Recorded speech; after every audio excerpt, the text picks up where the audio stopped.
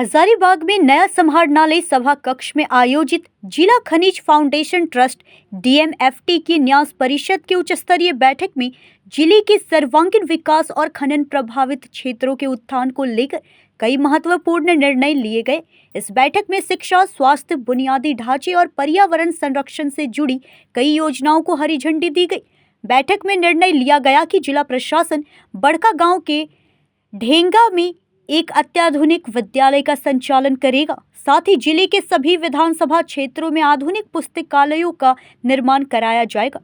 स्वास्थ्य सेवाओं को सुदृढ़ करने के उद्देश्य से डाडी प्रखंड में प्राथमिक स्वास्थ्य केंद्र के निर्माण और मेडिकल कॉलेज अस्पताल में कैथ लैब की स्थापना पर सहमति बनी। तकनीक का लाभ जनता तक पहुंचाने के लिए हेल्थ एटीएम की स्थापना और मोबाइल विजन नेटवर्क वैन का संचालन पायलट प्रोजेक्ट के रूप में किया जाएगा। बैठक में बतौर सदस्य हजारीबाग सांसद मनीष जायसवाल शामिल हुए और सरकारी तंत्र की कार्यप्रणाली और संसाधनों के दुरुपयोग पर बैठक में गहरी चिंता व्यक्त करते हुए कई महत्वपूर्ण सुझाव दिए, जिसमें कड़े शब्दों में कहा कि स्वास्थ्य विभाग में उपकरणों और मैन पावर की तैनाती से पहले उनका पूर्ण असेसमेंट अनिवार्य है। उन्होंने मेडिकल कॉलेज के ब्लड बैंक में पड़ी अनुपयोगी सेपरेशन मशीन और एम्बुलेंसों का उदाहरण देते हुए कहा कि संसाधनों की खरीद तो होती है, लेकिन उनकी उपयोगिता शून्य रहती है। उन्होंने स्वास्थ्य सेवाओं के लिए डीएमएफटी मद से एक अलग और पारदर्शी व्यवस्था खड़ी करने की वकालत की।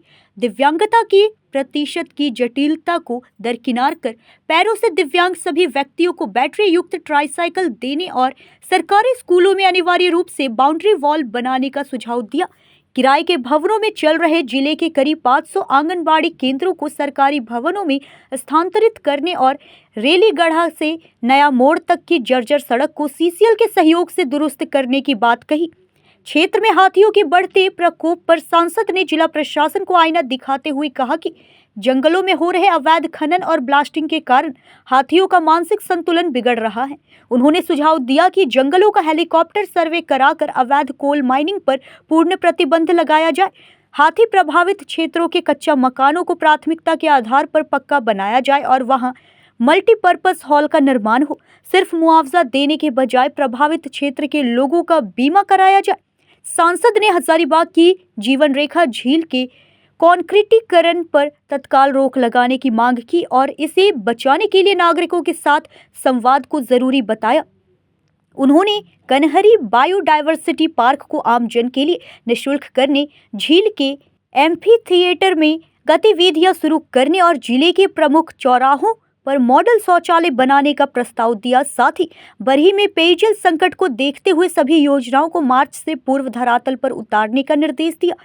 बैठक में विशेष रूप से बरही विधायक श्री मनोज कुमार यादव, बरकट्ठा विधायक श्री अमित कुमार यादव, सदर विधायक श्री प्रदीप प्रसाद, बड़का गांव विधायक श्री रोशनलाल चौधरी, मांडू विधायक श्री निर्मल महतो उर्फ तिवारी महतो, हजारीबाग उपायुक्त श्री शशि प्रकाश सिंह, हजारीबाग एसपी श्री अंजनी अंजन, डीडीसी रिया सिंह सहित जिले के विभिन्न विभागों के वरीय अधिकारी और जनप्रतिनिधि गण मौजूद रहे। हजारीबाग से संजय लाल विश्वकर्मा की रिपोर्ट।